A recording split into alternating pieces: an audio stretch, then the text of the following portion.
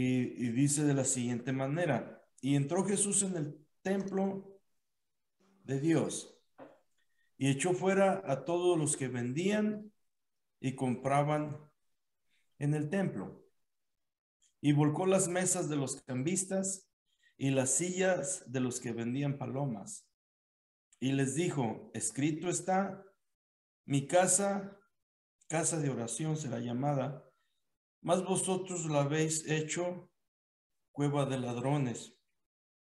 Y vinieron a él en el templo ciegos y cojos, y los sanó. Pero los principales sacerdotes y los escribas, viendo las maravillas que hacía y a los muchachos aclamando en el templo y diciendo: Hosana al hijo de David, se indignaron y le dijeron: ¿oyes lo que estos dicen? Y Jesús les dijo: sí, ¿nunca leísteis: de la boca de los niños y de los que maman perfeccionaste la alabanza? Y dejándolos, salió fuera de la ciudad a Betania y posó allí. Qué bonita es la palabra de Dios. Me gusta. Dice el verso 12: y entró Jesús en el templo de Dios. Porque todo lo que estaba dedicado en el templo precisamente fue dedicado para Dios. Eso era el templo de Dios. Dice: y echó fuera a todos los que vendían y compraban en el templo, y volcó las mesas de los cambistas y las sillas de los que vendían palomas. Mirando el contexto histórico, o sea, regresándonos a la vida de las personas en el tiempo de Jesús, y en la fecha en que esto sucedió, vamos a recordar que era en la Pascua. Estaban los días cercanos a la Pascua. Entonces había muchísima gente que venían, judíos de todas partes, a celebrar esta fiesta. Y en esta fiesta se ofrecían sacrificios que estaban establecidos para ellos. Entonces, cuando dice aquí que echó fuera a todos los que vendían y compraban en el templo, había un atrio que se llamaba el atrio de los judíos, y luego estaba el atrio de los gentiles.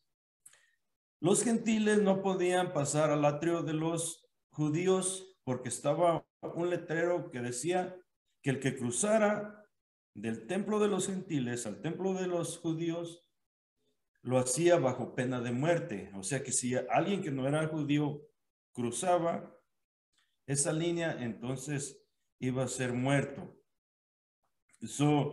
Los cambistas y los que compraban y vendían en el templo y los que vendían palomas, ellos tenían su negocio en el atrio de los gentiles.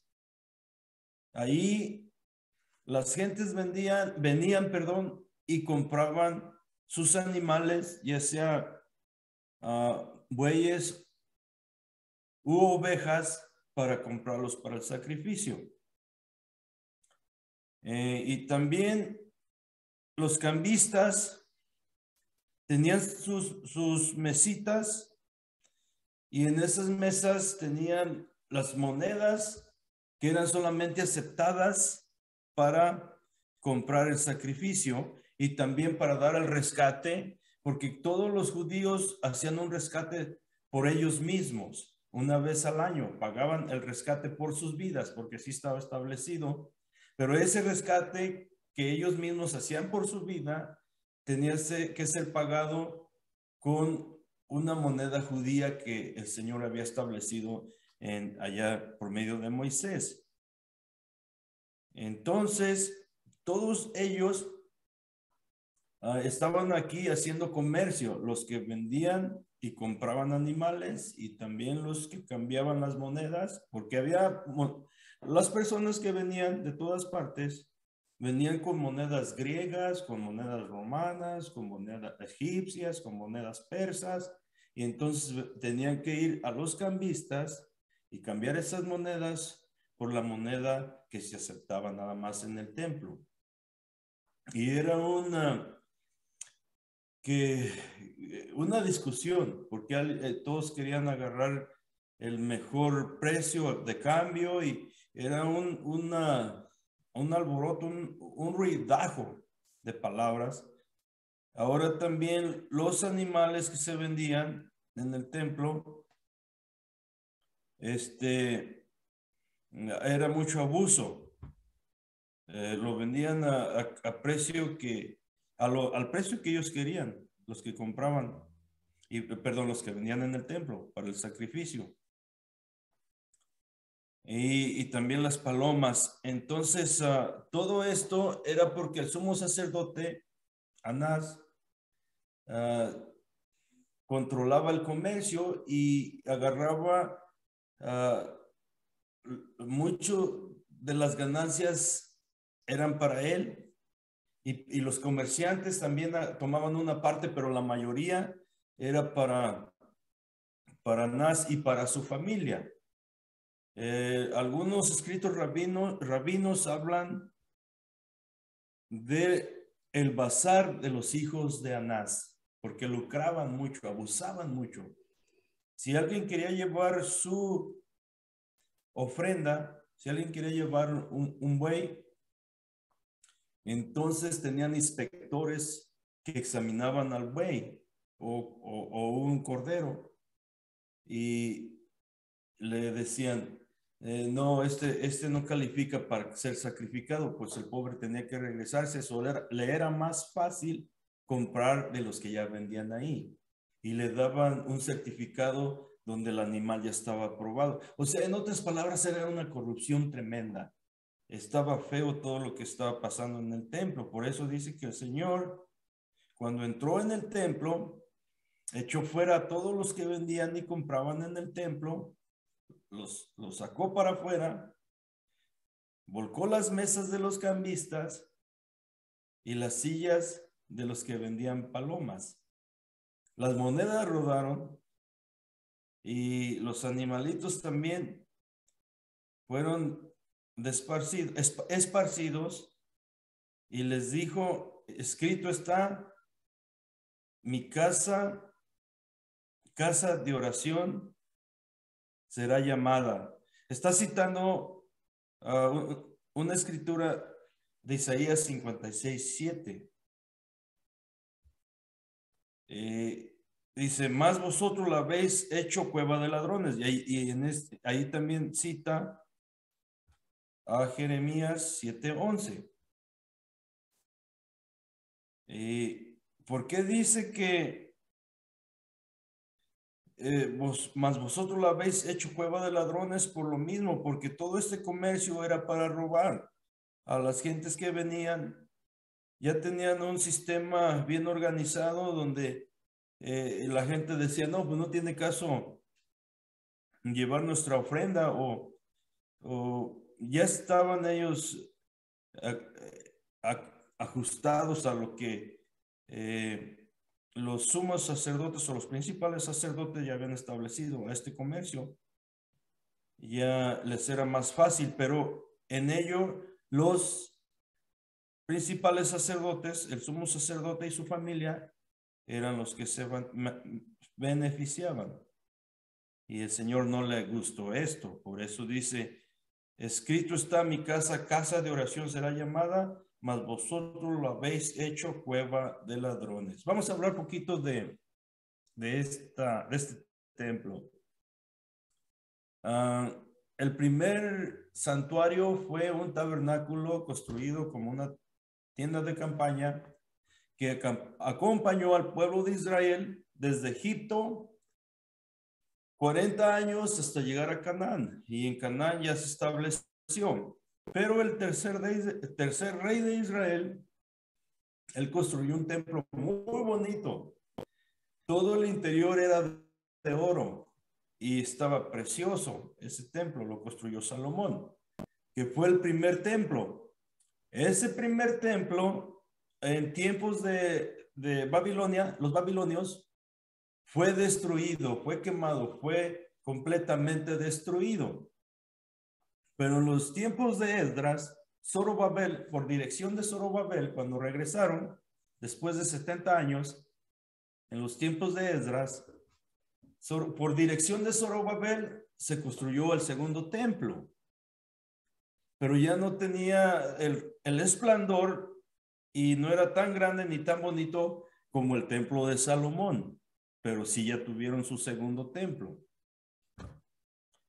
Después, el rey Herodes el Grande, ese segundo templo, él lo embelleció, lo hizo más grande, lo hizo con pórticos grandes y lo hizo muy bonito. Y es en ese templo donde entró el Señor Jesucristo, que también le llaman el templo de Herodes. Pero es el segundo templo, nada más que él lo hizo más grande. Ahora, en el templo de Salomón estaba lo que venía siendo el lugar santo y luego el lugar santísimo. También en el tabernáculo estaba el lugar santo y el lugar santísimo. En el lugar santísimo estaba el arca de la alianza, que era un arca de madera cubierta de oro. Y adentro de esa arca estaban el maná, estaba la vara de Aarón que reverdeció y estaban los 10 mandamientos. Y en ese lugar nada más se podía entrar una vez al año, el sumo sacerdote. Cuando Salomón hizo el primer templo, que es llamado el templo de Salomón, ahí también estaba el lugar santo y después el lugar santísimo. Ahí también estaba el arca, porque el arca que construyeron los israelitas en tiempos de Moisés, que estuvo en el tabernáculo, después cuando se edificó el primer templo por Salomón, esa arca la pusieron en el lugar santísimo. Pero cuando se destruyó ese primer templo o el templo de Salomón por los babilonios, entonces el arca desapareció. Desde entonces ya no saben dónde quedó el arca. Acuérdense que esa arca estaba en el lugar santísimo y contenía el maná, contenía la vara de Aarón y contenía las tablas de la ley, de los 10 mandamientos. Cuando Zorobabel edifica el segundo templo, cuando regresaron de la cautividad de Babilonia, entonces ya no estaba el arca. Por lo consiguiente, tampoco en el templo, en el segundo templo, pero ya engrandecido por Herodes el Grande, ya no estaba el arca en el lugar santísimo. Y eso está hablando un poquito del templo. Pero dice que él les dijo, escrito está mi casa, casa de oración será. Una casa de oración debe ser un encuentro con Dios y debe ser de paz, de tranquilidad, de no ruido, calladito, bonito para poder tener ese encuentro con Dios. La casa de oración. Pero era un bullicio tremendo por el comercio, por eso el Señor purificó el templo, lo limpió, corrió a los cambistas, corrió a los que vendían y compraban, también a los que vendían las palomas. Y entonces, cuando hizo esto, en el verso 14 dice que vinieron a él los ciegos y los cojos y los sanó. Estas personas, por lo regular, los ciegos y los cojos, buscaban donde había mucha gente. ¿Y qué mejor lugar donde estaba el comercio?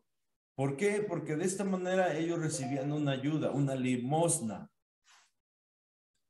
Y por eso buscaban donde había comercio, donde había mucha gente, para poder pedir, para poder recibir una limosna.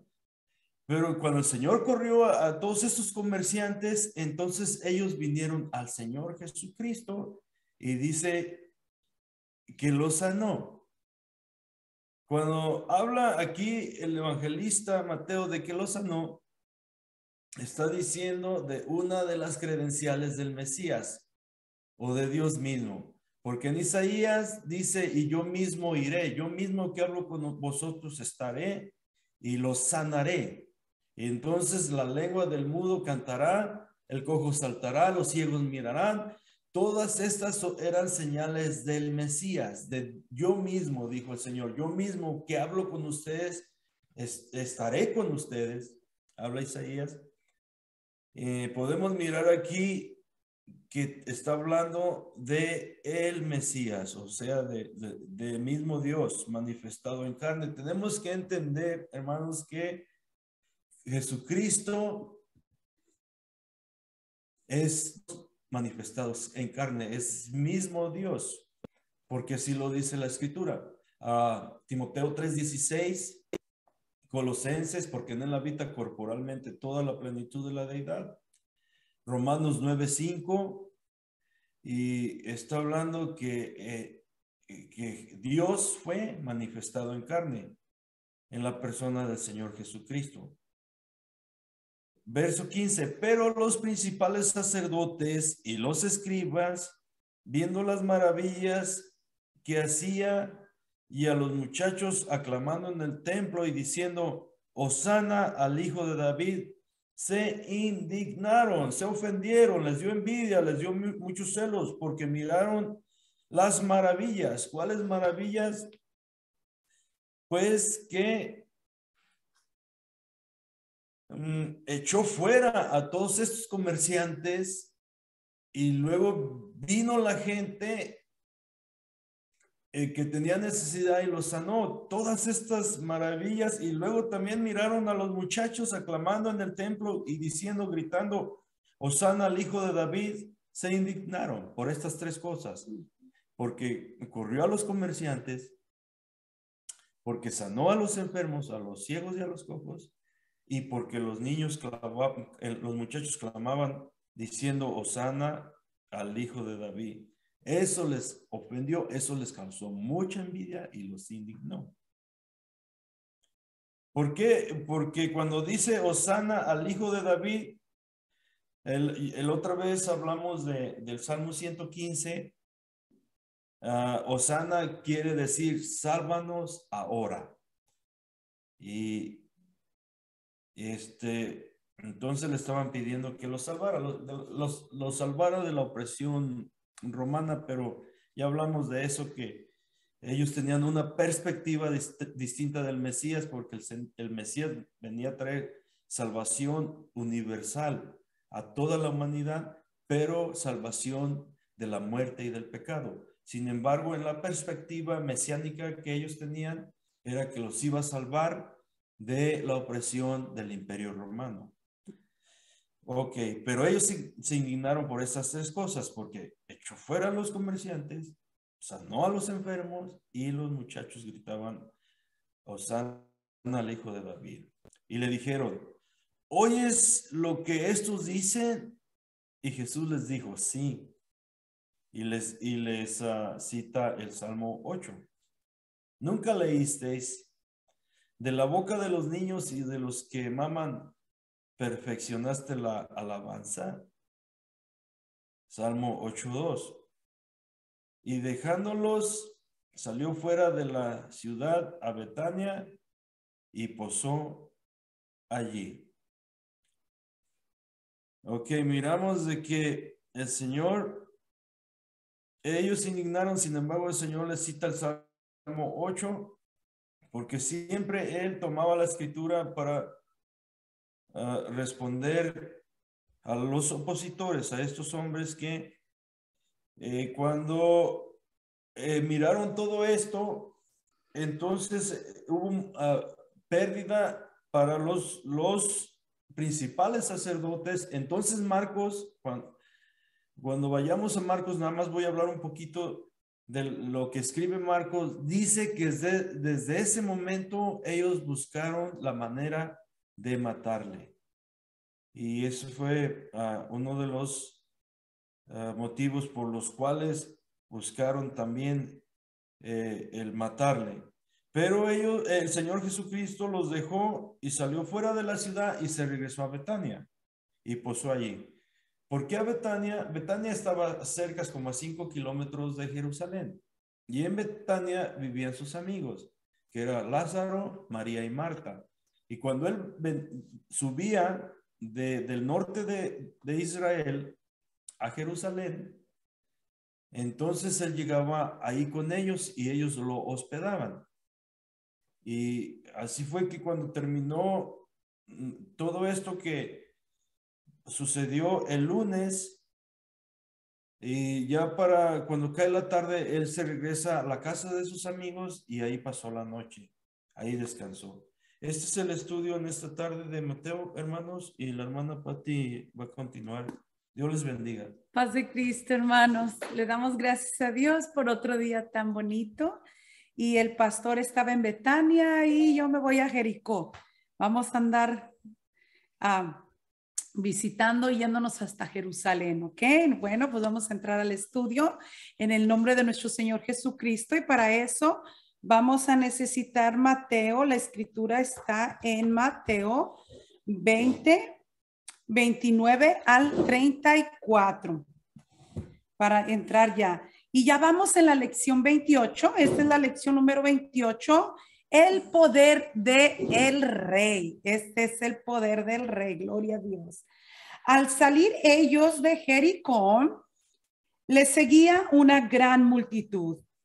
Y dos ciegos que estaban sentados junto al camino, cuando oyeron que Jesús pasaba, clamaron diciendo: Señor, Hijo de David, ten misericordia de nosotros.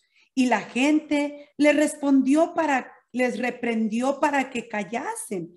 Pero ellos clamaban más diciendo: Señor, Hijo de David, ten misericordia de nosotros. Y deteniéndose Jesús, los llamó y les dijo: ¿qué quieres que os haga? Ellos le dijeron: Señor, que sean abiertos nuestros ojos.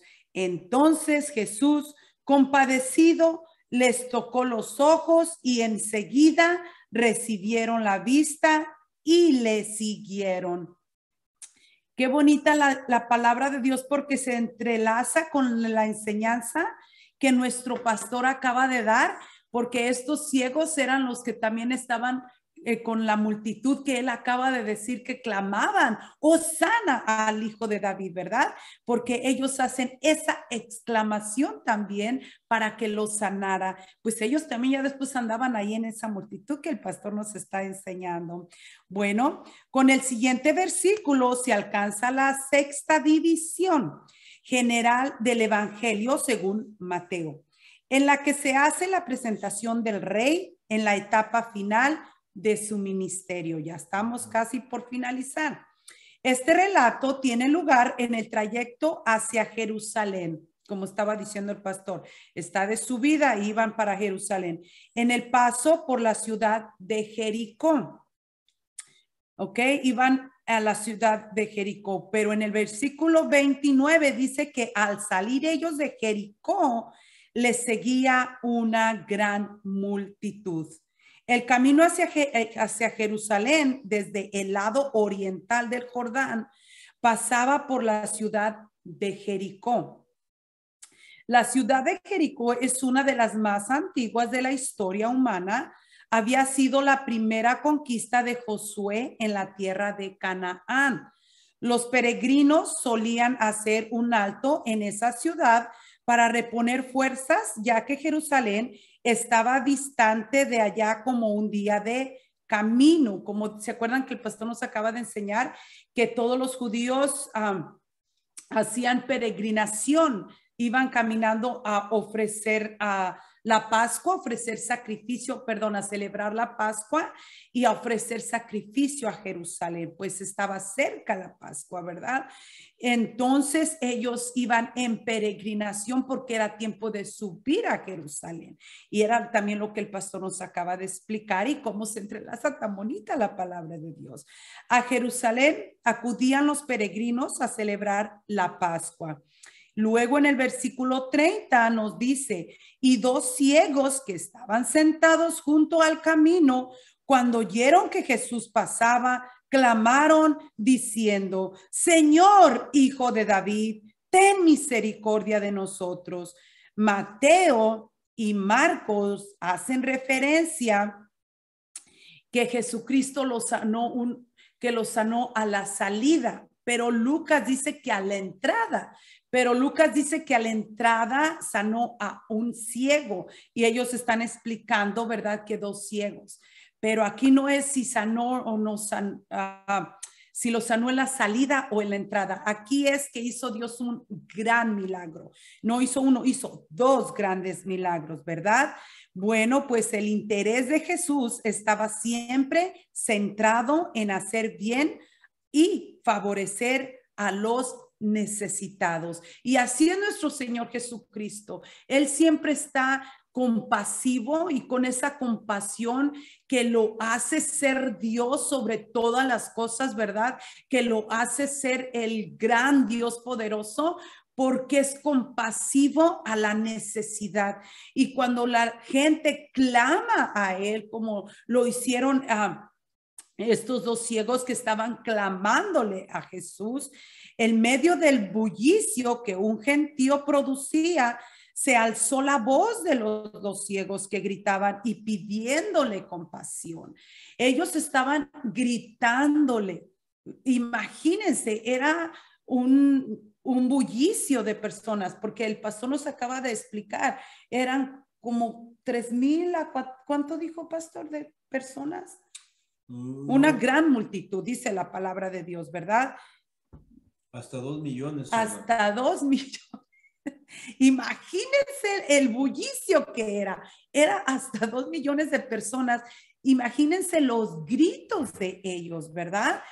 El grito de clamor fue grande porque están clamándole a su necesidad. Ellos tenían una gran necesidad. Ellos estaban ciegos, no podían ver, no podían trabajar, no podían traer la comida a sus hogares, no podían proveer. Entonces lo único que hacían ellos era mendigar, pedir limosna en la entrada, y ellos sabían que por ahí pasaba mucha gente, por eso ellos estaban allí, ¿verdad? Esperando a ver quién les daba una limosna, pero no sabían el gran Dios que iba a pasar por ahí. Luego, es interesante apreciar dónde estaban los ciegos, sentados junto al camino. Indudablemente, su condición era miserable como la de los ciegos de aquel tiempo. Estaban en el camino esperando nada más. Acuérdense que era una gran multitud, entonces la multitud podía verlos entre los pies pisado, aventado, ver como despreciado a esas personas, porque acuérdense que eran mendigos, como ellos estaban, personas que no miraban, ¿verdad, pastor? Entonces, era muy triste su condición. Podemos mirar que la condición de ellos era triste, pero a la salida o entrada de la ciudad se sentaban implorando la limosna de quienes pudieran compadecerse de ellos, pues de eso vivían, de la limosna, de lo que les daban, ¿verdad? Y allí estaban esos dos ciegos esperando a ver quién les daba algo, ¿verdad? Pero ellos, dice que cuando escucharon todo ese bullicio, pues, ¿qué está pasando, verdad? ¿Quién viene? Y empezaron a decirles, es Jesús de Nazaret, porque Lucas nos da una explicación más amplia de la escritura y dice que le dicen, pues, ¿quién es este que viene? Y le dicen, es Jesús de Nazaret. Y los ciegos, vamos a mirar en el versículo 31, y la gente les reprendió para que callasen. Pero ellos clamaban más diciendo, Señor, Hijo de David, ten misericordia de nosotros. Y dice que clamaban, cuando los mandaban callar, ellos clamaban con gran voz. Y es lo que hace la necesidad, ¿verdad? Cuando uno tiene una necesidad, lo que nos hace es clamar a Dios. Clamamos por la necesidad que nosotros estamos pasando. Y era lo que ellos estaban clamando: Señor, Hijo de David, ten misericordia de nosotros. Y es lo que hace al ser humano en la necesidad. Es interesante observar que no expresan la necesidad, sino que demandan compasión a su situación personal. Ellos simplemente clamaban por misericordia, no estaban clamando más que ten misericordia de nosotros. Jesús, Hijo de David, ten misericordia de nosotros. Pues acordémonos que este era el título mesiánico, el cual el pastor nos acaba de explicar, ¿verdad? Es un título, ellos sabían que estaba prometido el Mesías, ¿verdad? Que ellos estaban esperando al Mesías prometido, el cual Isaías estaba prometiendo que vendría uno que iba a sanarles, uno que iba a restaurarles, ¿verdad? Y que les iba a dar vista a los ciegos. Y ellos creyeron porque le están dando el título de rey.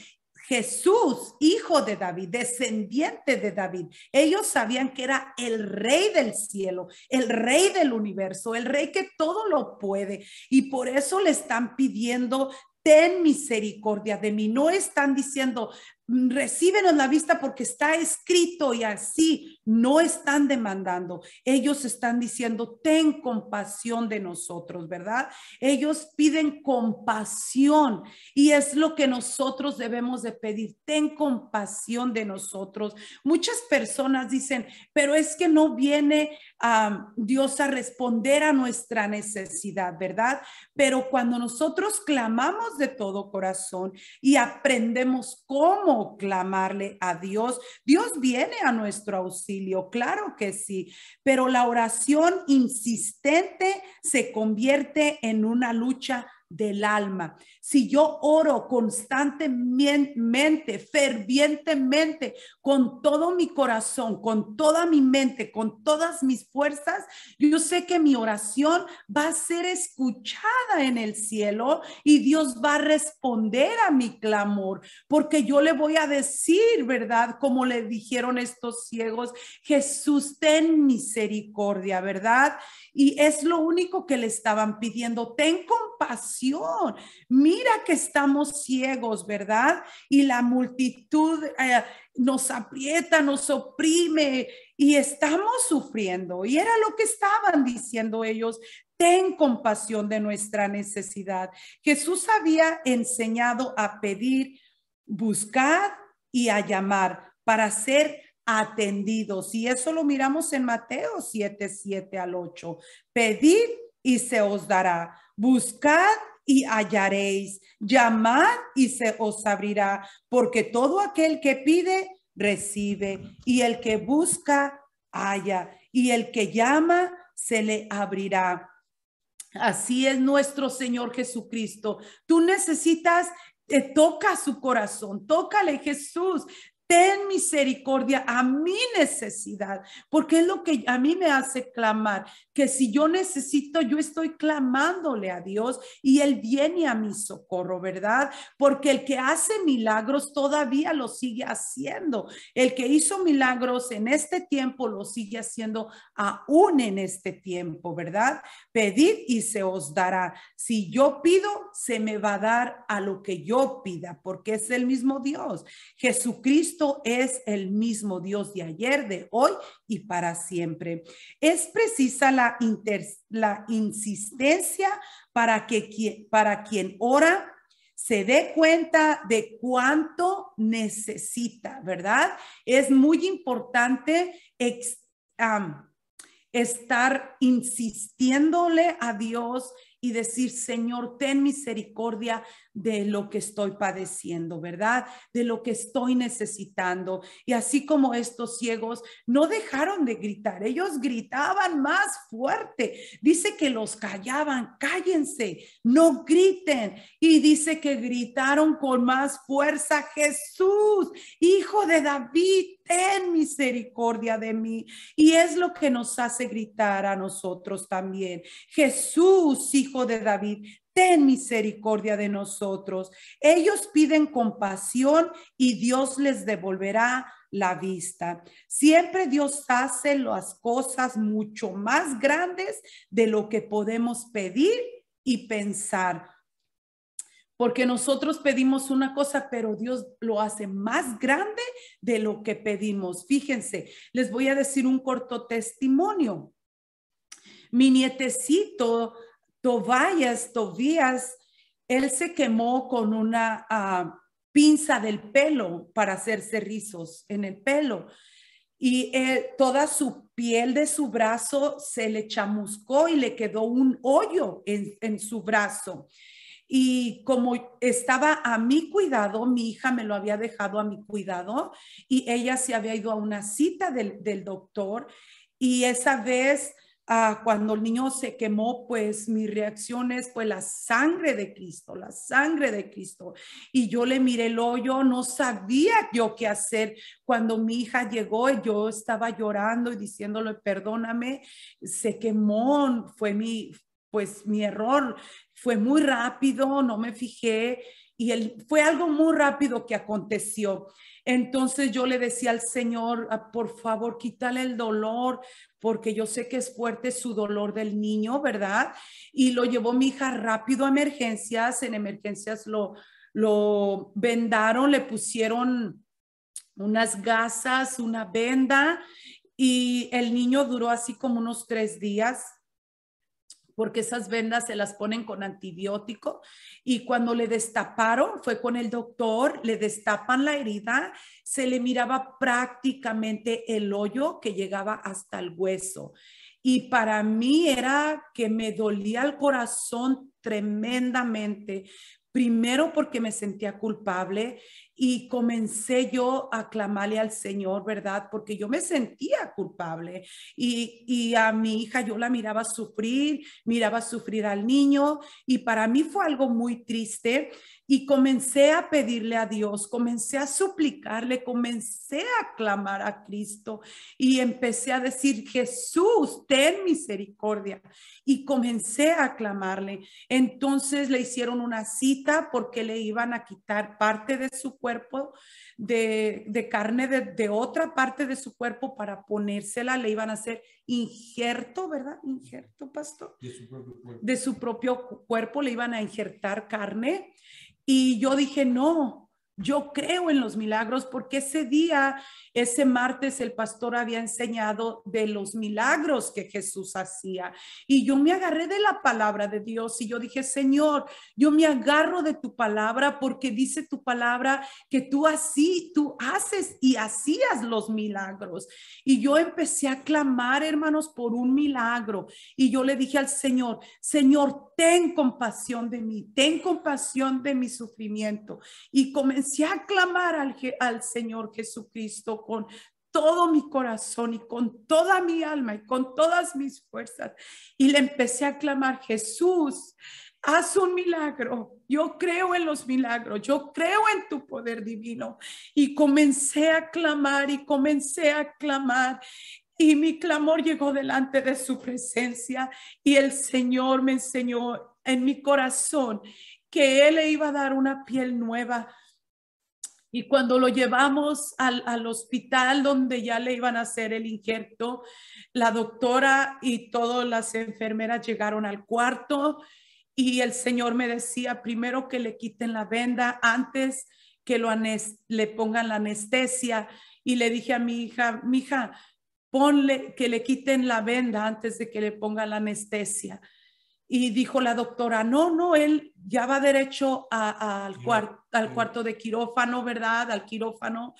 Y yo le dije, no, mija, yo pedí un milagro y Dios me lo va a conceder, y yo lo creo con todo mi corazón. que le quiten la venda. Y la doctora le quitó la venda, hermanos. ¿Y cuál fue nuestra sorpresa?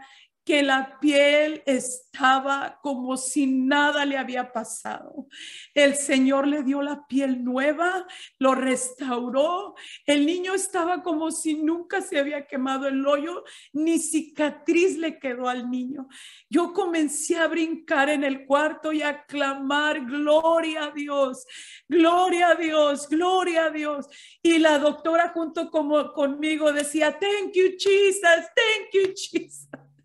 Y todas las enfermeras empezaron a decir, vengan, vengan. Y pasó un milagro, pasó un milagro. Y ese cuarto se sentía tan bonito, la gloria de Dios, por ese gran milagro que Dios hizo. Y yo sé que Dios sigue escuchando el clamor, ¿verdad? Y por eso Dios escuchó el clamor de estos hombres, ¿verdad? Porque Dios sigue escuchando. Dios escuchó el clamor de ellos. Muchas veces no sabemos cómo pedir, pero el Espíritu Santo que intercede por nosotros, Él nos ayuda como, ¿verdad? Romanos 8:26, ahí nos explica que el Espíritu nos ayuda a interceder por nosotros, porque a veces no tenemos las palabras, pero aunque sea como los siervos, Jesús, ten misericordia de mí, ¿verdad?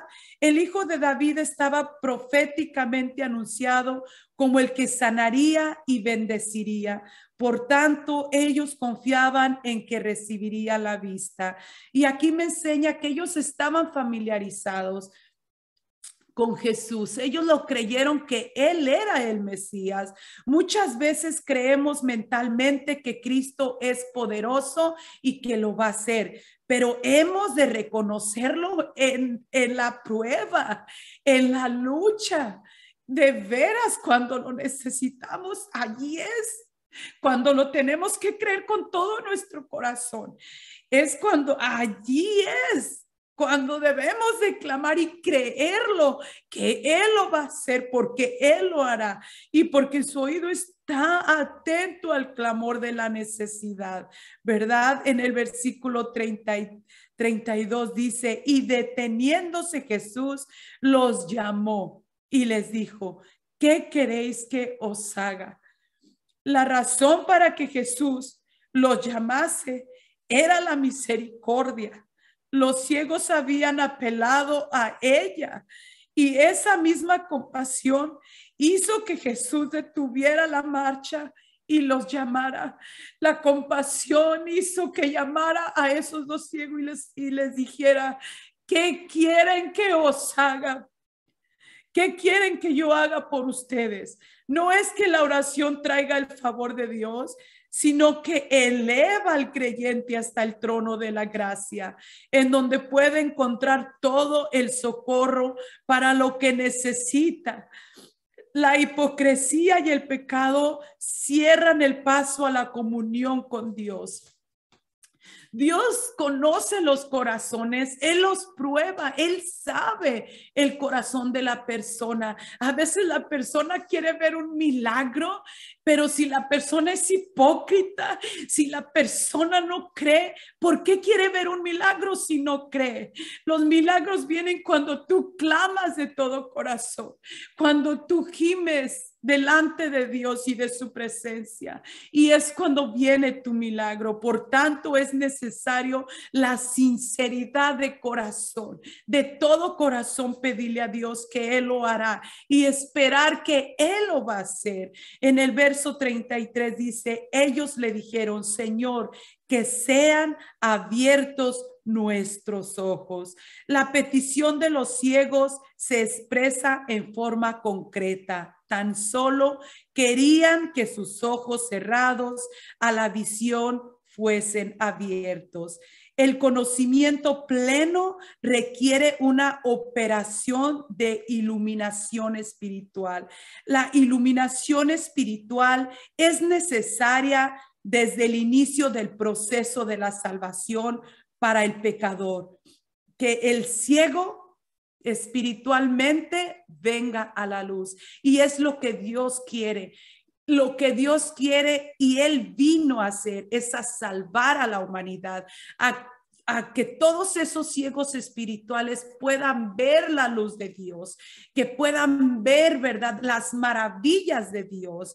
Y es lo que Dios está haciendo en este tiempo, que todos esos ciegos sean quitada la venda de sus ojos y puedan ver la luz divina, la luz de Jesús. Esa luz verdadera que solamente Jesucristo da. Los ojos iluminados no son los físicos, sino los espirituales, literalmente los del corazón. Verso 34. Entonces Jesús, compadecido, les tocó los ojos y enseguida recibieron la vista y les siguieron. ¿Se fijan?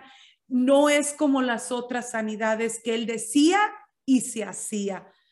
No, él mismo ha movido a misericordia, se conmovió por ese clamor, por ese grito, y fue él a donde ellos estaban, porque ellos no podían ir hasta Jesús, sino Jesús fue con ellos y los tocó, le tocó su vista y fueron abiertos sus ojos. La razón que Jesús hizo el milagro está claramente expresado en el texto bíblico, que fue conmovido, fue movido a compasión. El término griego sugiere la idea de enternecerse en las entrañas. Se enterneció en sus entrañas, se conmovió por esos gritos de clamor que ellos hacían. La compasión es el amor que se fija en la aflicción que produce una necesidad. El amor de Dios es lo que conmueve y lo que nos da el milagro. La aflicción de estos dos ciegos fue sentida por Jesús y la resolvió haciéndoles ver. El milagro proponía de manifiesto una vez más la omnipotencia de aquel que siendo Dios se hizo hombre. El rey hizo otros dos milagros y estos milagros fueron extraordinarios, hermanos. Y este es el estudio de este día. Mis deseos es que Dios les bendiga y el pastor nos va a despedir con una oración. Amén. Damos gracias a Dios por habernos permitido estudiar su palabra y pues ahora sí vamos a descansar en esta noche con un buen alimento espiritual. Gracias. Damos gracias, Señor, por tu palabra, el estudio de ella, Señor.